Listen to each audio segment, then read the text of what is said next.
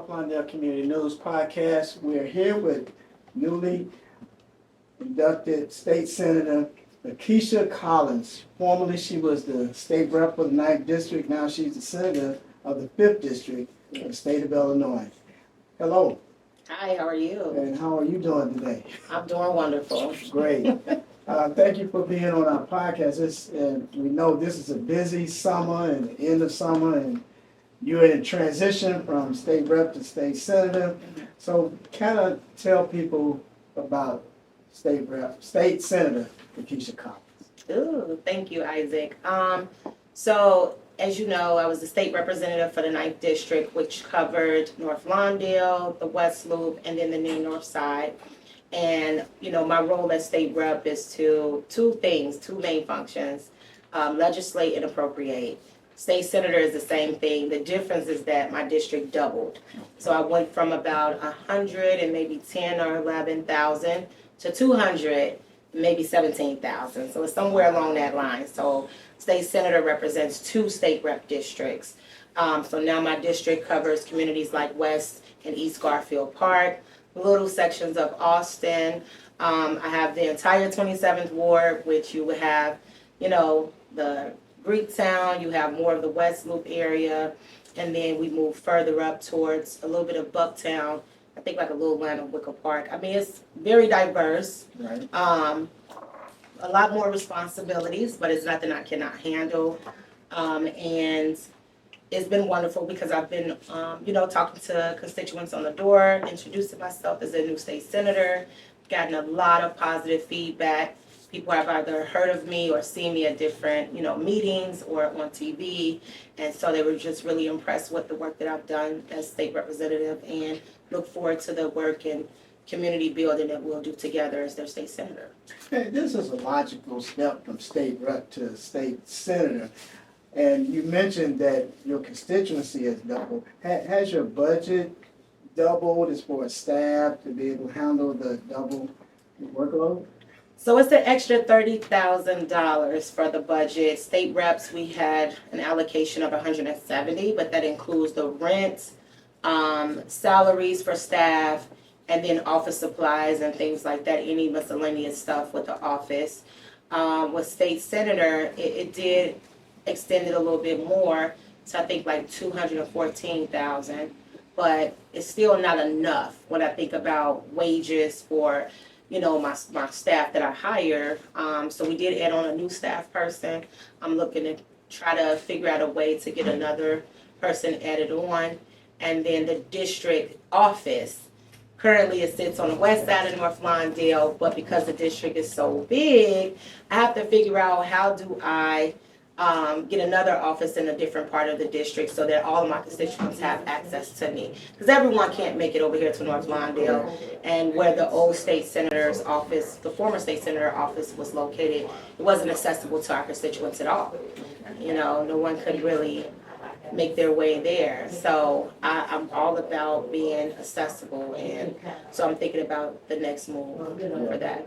And I noticed even as a state rep, you involved your services to all levels of population. You know, whether they were north side of your district, south side, or central part, and different economic ranges. Mm-hmm. So the idea of having 2 offices for geographic purposes sounds like a good idea. So what is the new part of your district that you have to get to know and have them get to know you?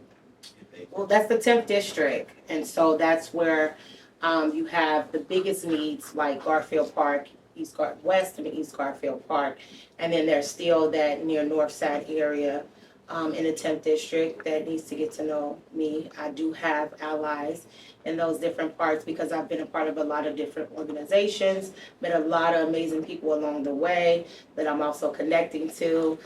There are folks who live in the 10th district that I did not know lived in the 10th district, and so just now being out there and figuring that out, you know, having meet and greets with them, hosting me, it's going to play a really big role in getting to know a lot of my new constituents. And to help a lot of the residents who may view or listen to this podcast about your rise in leadership as Yes. state rep. Can you talk about that a little bit? Yes, I can. And so, because I don't think a lot of our constituents, the general population, don't really know how Springfield, like how it is internally, right? I think a lot of times they just see or hear state rep and they don't really know exactly what we do and how hard it is to maneuver in Springfield. And so I'm not someone who come from a family of elected officials. I was a CNA for 11 years before I decided to run for office. Well, before that, I was an active member of my union, SEIU Healthcare, which is a service worker union. We represent hospital, nursing home, child care, and home care workers. And so a lot of my activism, pretty much came from being involved with my union and then being a leader for Fight for 15, rights around racial justice reform, all of those things that I did pretty much set the tone for me running for the seat in 2020. And so when I got there, a lot of people assumed that I was going to be this puppet for my union. And a lot of people talk about the union as a third party. It's not. It's working class people who work some of the hardest jobs and live in all of our communities that we represent and who really drive the economy, the labor force. These are people who answer the door in the office buildings, people who take care of our loved ones in the hospital, the nursing homes, people who watch our kids when we go to work or school. And so people thought that I was just going to be a puppet. And I showed them that, no, I'm not. I am a hard worker, and this is what I do. I've been doing this my whole entire life. And I just learned how to maneuver very quickly. And so in 3 years, you would think, like, how did she rise up to leadership? And it was because of the relationships I built. It was because I took on a lot of challenging bills. And then I've also made a name for myself. I didn't back down. I didn't allow someone to tell me to sit down, be quiet, sit back and watch. Because that's what I was told when I first got there. And I said, no, my community depends on me. And so I fought really hard to pass legislation that I promised during the campaign.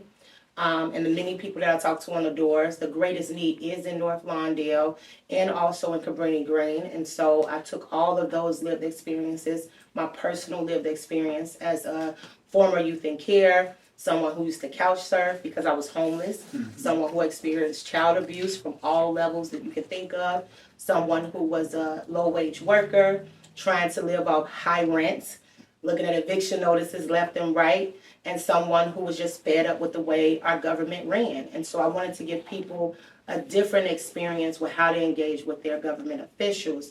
And so, of course, after the first term, a lot of people came to me as the expert. And so I started to carry a lot of different issue-based bills. And then my voting record also spoke to that.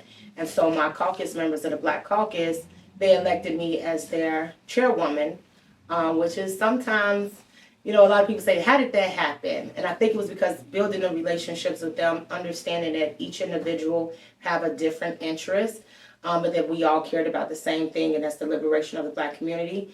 But then also the Speaker of the House, who I was there, a part of, elected him as the first African-American speaker. Saw a lot in me and wanted to help me grow there. And so he appointed me as the Black Caucus Whip. And the Black Caucus Whip is important because my job is to whip votes. And so on bills where, a lot of people would be partisan on, it will become partisan because the whip of the caucus has to talk to Republicans, has to talk to moderate Democrats and get them all on the same page. Pretty much all my bills were bipartisan anyway, and so it really wasn't a big challenge, but it was really about holding those relationships and then also, getting people to understand the importance of the legislation at hand. And so I was on the pathway to more, but I felt that the 5th Senate District really needed representation. Okay. We really needed the resources, and people needed to know and see their state senator. And so I took the calling and went for it. So you think your organizing experience, bringing it down to the Springfield, actually helped organize even the Black Caucus to be a more stronger unit? Most definitely. Yes. Most definitely, because it was a lot of conversations. It was a lot of, one-on-one conversations as well.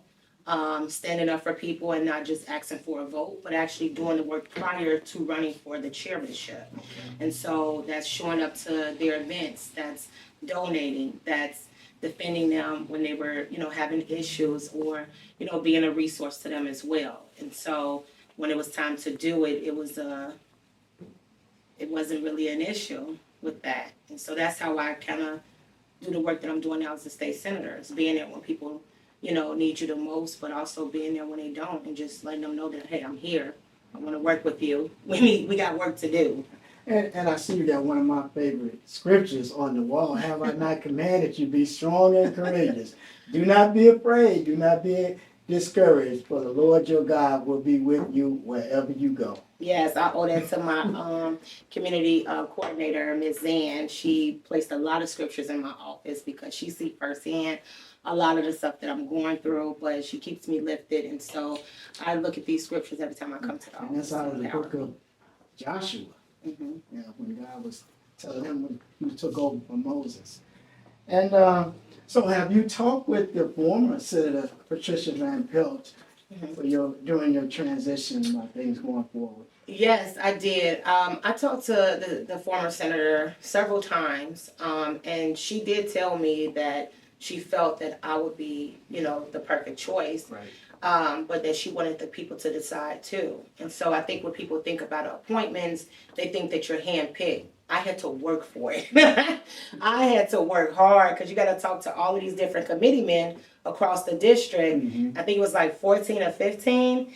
And I mean, you really got to sell yourself. And it came down to the track record. Okay. It's like, yeah, you've been here, for less time, but you've built so much in that short time. And so just really talking to them. I mean, there were some committee men who only had 6 votes. I still called. I still met with them, still talked to them, still asked them for their vote. And that, again, goes back to organizing. And then it's also not usually an easy job. It's not. It's really not, because everybody have different interests. They have different lived experiences. Mm-hmm. And so being able to talk to someone who may not have the same shared experience, right? I was always able to meet someone in the middle. And I think that's the importance, is having a conversation. So our former state senator, she just gave me a lot of, background story on different organizations and, her experience in office and encouragement. But yeah, I talked to her. As state rep, you chaired the Access to Health Committee.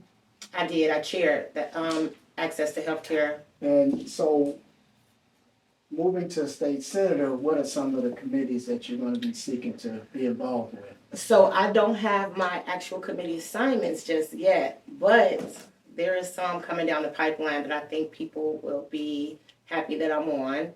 I am excited, but I think they're going to try to match me up to some of the committees that I was already serving on when I was a state rep. Okay. Because it's pretty much what your skill setting is, but. Yeah, there was one bill that created grants for capacity building, which Valerie Leonard led, and it included communities in your district and on the south side of Inglewood. Tell us about that out-of-the-box type of thinking.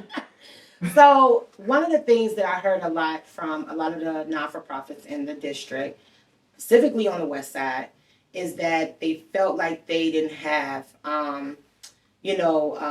the necessary funding to last throughout the fiscal year.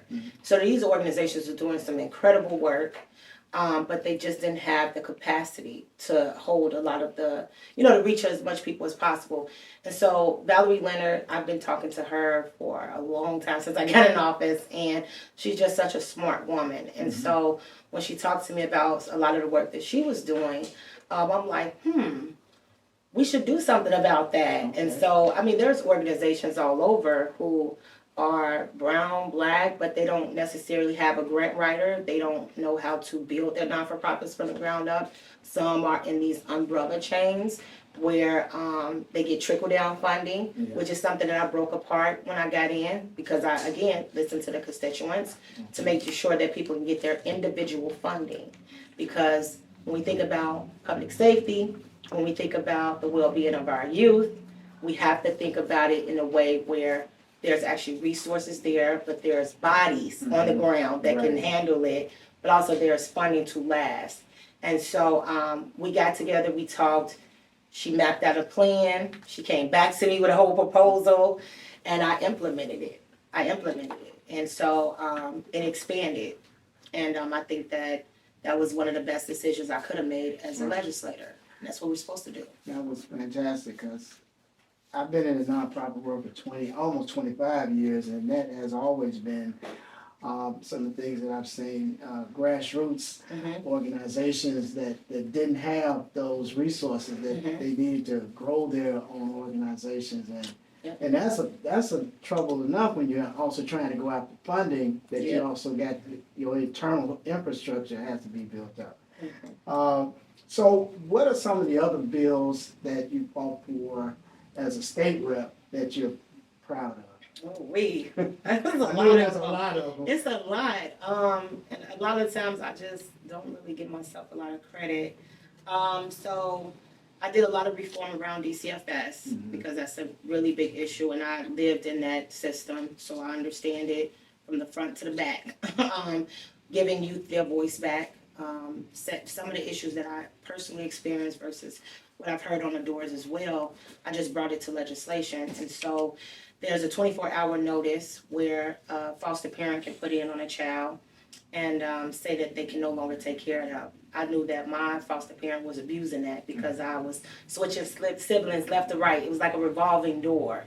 And I heard that it was still happening 22 years later. And so I made a process where if that was to happen and, they saw that this person was repeatedly turning kids around, taking them in, turning them back around, that now the youth in care can write their side of the story. Because oftentimes they were getting false reports written on them too, which labeled them as bad kids, not technically on paper, but the reports, and it would be harder for them to get placed somewhere else. And so giving them their voice back, also making sure that foster care kids can receive their funding from their loved ones who passed away. So there's this thing about emancipation, making sure that they have a cushion to be successful when they emancipate. Currently the state, well not now because it's in law, but before the state was able to reimburse themselves. So if a young person who was in the system, got disability money, or their loved one served in the armed force, the army or something like that, they were reimbursing themselves for that child. Now they have to put a certain amount of that money in their account starting at the age of 14 so that when they do emancipate, they'll have some funding. And that was something that I didn't even know. But hearing it from other parents, me and Senator Peters, we championed that bill. And then also just other rights and protections for youth in care. I've done some work around returning citizens, working with organizations like Fully Free Campaign, where the probate executive bill, a lot of people didn't know that if you were a felon, that you couldn't put your loved one to rest or become their administrator of their estate. That actually happened to me months before the bill was introduced to me from the organization. My father was a felon. Now his life is all together now. He's working, he's doing very well. But at the time, my sister on his side passed away in her sleep unexpectedly that summer. And I saw him crumble because he could not be the administrator of her estate. And there was a lot of issues that was going on with the family, and it was devastating to have to deal with it. And so that was a bill that it took me over a year to pass because we had to make sure there were safeguards in place, make sure that folks, the wrong person didn't take advantage of their loved one. But we put all the safeguards in place there, and finally that bill was passed and signed into law by the governor this year. So it's a lot. It's a lot that I've done, making sure that we pass the Medicare bed tax for nursing home workers, so that the money goes back into. So how can people find out more? The websites? They can go on ilga.gov. That's ILGA.gov. And you can look up any legislative voting record there or any bills that they presented and passed or failed. But they can definitely type my name in and they can look at all the bills that I've presented or voted on, things like that. Okay. I got one final question. I know most of the time people are always asking, what can the state rep do for them? I want to ask the state rep, what can the people in your district do to help you be a better state senator going forward? Support. It's all about support. We have to get back into the groove of having meetings. whether it's a house meeting. You know, you invite your neighbors over, they invite a friend or whoever, right? I think that we have become, you know, some people say that, oh, people don't care no more. No, they lost hope in government because they feel that government's not doing anything for them. And if you look outside your door and your community looks the same, you figure, what do we need these representatives for? Okay. The reality is that, you know, we're fighting not only systemic racism in our community, but we're fighting in the legislature too.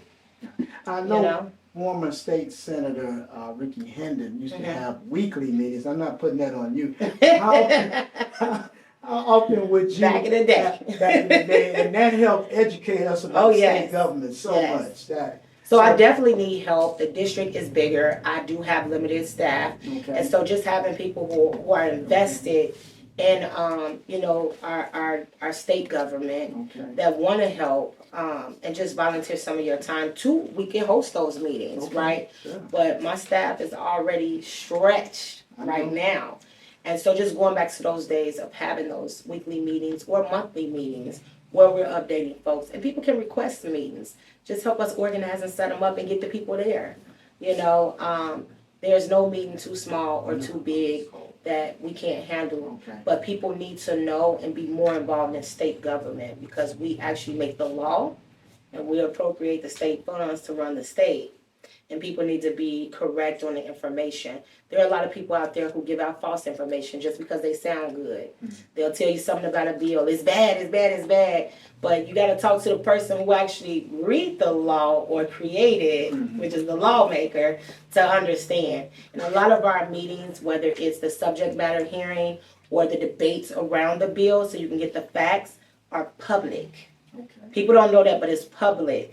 That way you can make yourself aware, and then these folks out here who are trying to agitate our community and keep it divided won't be successful in doing that.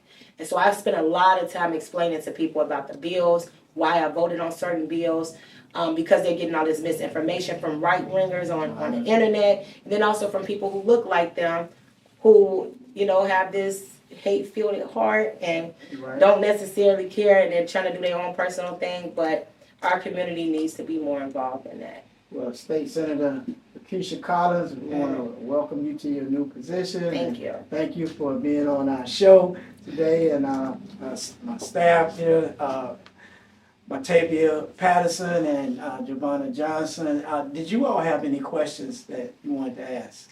I have a question for you. Yes. Explain what a bill is, because most people don't even Well, know we're going to it. get an expert. What a bill is. So, oh my gosh. So a bill, what we call is a piece of legislation. And so it's really just an idea. You can come down, it's just like, my name is Bill, and it's That's really the just cartoon. it's just I really know. an idea. Yeah. Or we amend a bill, meaning that we go back to a bill and see certain sections that don't work or harm people, and then we change it, we update it, right? And so a lot of people who come to me are advocacy groups or constituents like Miss Valerie Leonard or Walanda Cannon, and they'll say, hey, I have this idea, because they have some experience in that background, and they'll say, hey, can you help me create policy on this, which is the legislation. And then we'll get our lawyers to check into it, figure out the right language, or see if it even exists first. And if it does exist, maybe tweak the language.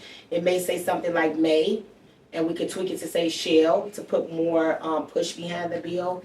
And so that's really what, when we say a bill or we say a piece of legislation, that's what it is. And it becomes law. And so a lot of people forgot about the legislative branch. They forgot that you have the lawmakers, you have the executive branch, who is the governor, who has to sign it into law.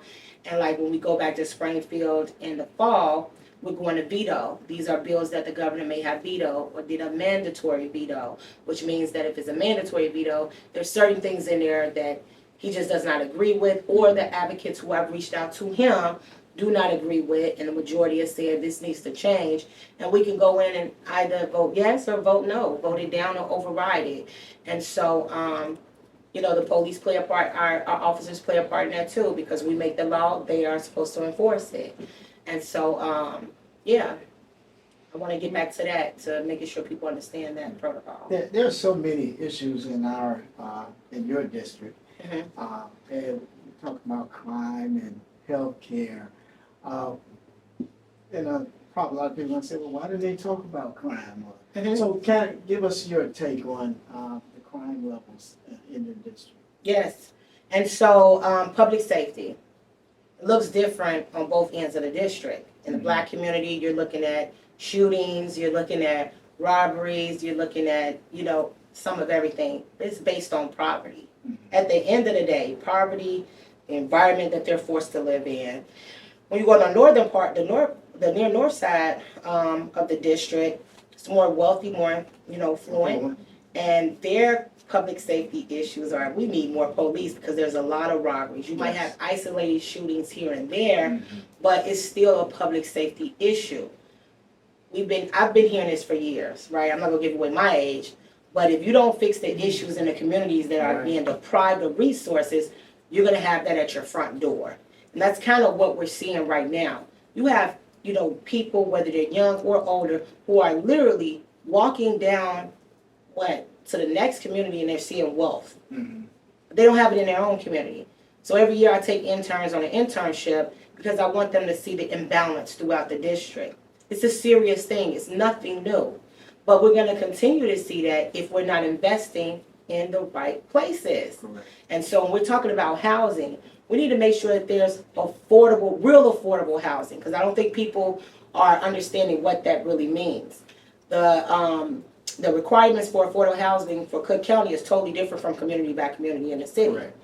If you got communities that are making the average income of $40,000 a year, but you got homes that are worth $1 million or $500,000 down the street, it drives up the market rate, which drives up